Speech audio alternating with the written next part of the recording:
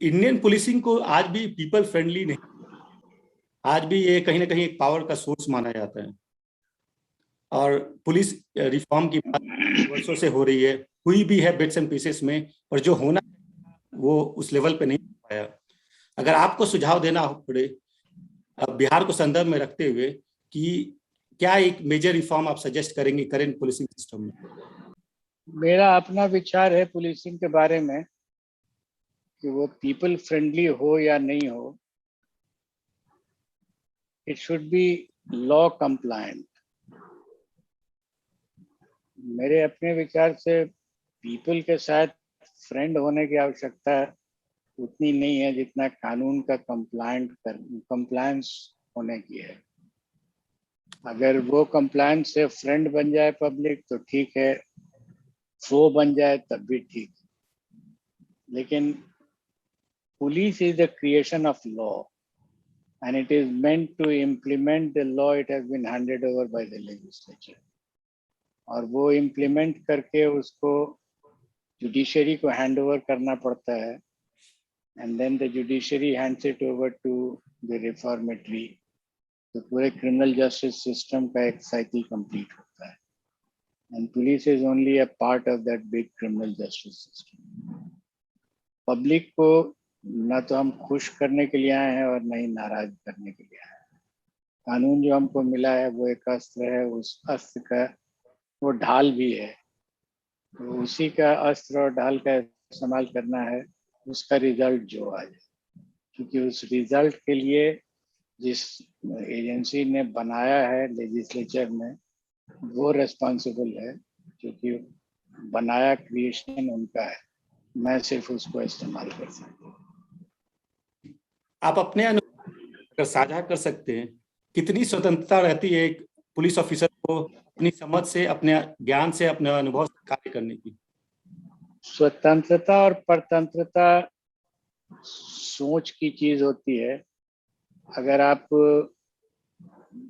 By nature ऐसे हैं कि आपको हर समय ऐसा लगता है कि चारों तरफ से हम घिरे हुए हैं और प्रोसिक्यूटेड हो रहे हैं, तो आपको फीलिंग परतंत्रता की होती रहेगी। कुछ लोग होते हैं जिनको जो मिल गया उसको यूज करेंगे और बहुत ही फ्रीली यूज करते हैं, बट दे नो कि किस पॉइंट के बाद वो, जिसको लक्ष्मण रेखा करते हैं, वो क्रॉस नहीं कर सकते हैं। If you have the awareness to be within the bounds of law, you are always free, but you cannot go beyond the bounds of law. इसी प्रश्न को आगे बढ़ाते हुए कोई आप अपने जीवन का जिसमें आपने एक सामान्य अपने या सीनियर पुलिस ऑफिसर या जो और सरकार के अधिकारी उनसे उनकी समझ से बाहर हटकर आपने कोई फैसला लिया और बाद में फिर आपकी ही के कार्य को सराहा? अनेक हैं, एक नहीं है। क्योंकि जब जिस आदमी को अपना फैसला लेना रहता है वो टॉप मोस्ट मैन होता है।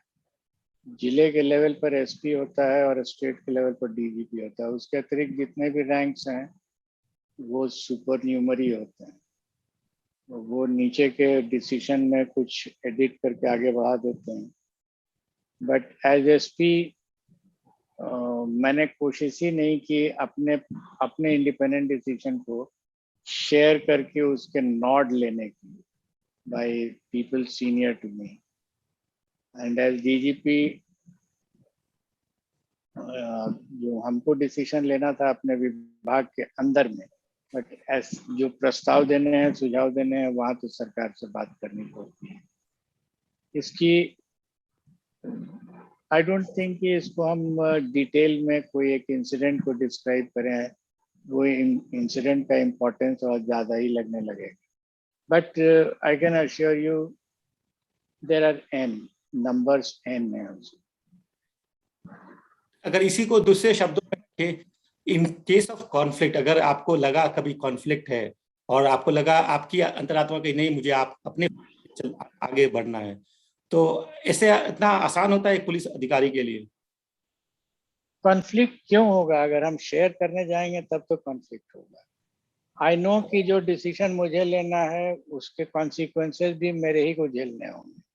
अगर मैंने अच्छा निर्णय लिया और वो पॉजिटिव हो गया तो वेल एंड गुड, और अगर नहीं पॉजिटिव हुआ then I take the responsibility. So where is the issue of a conflict?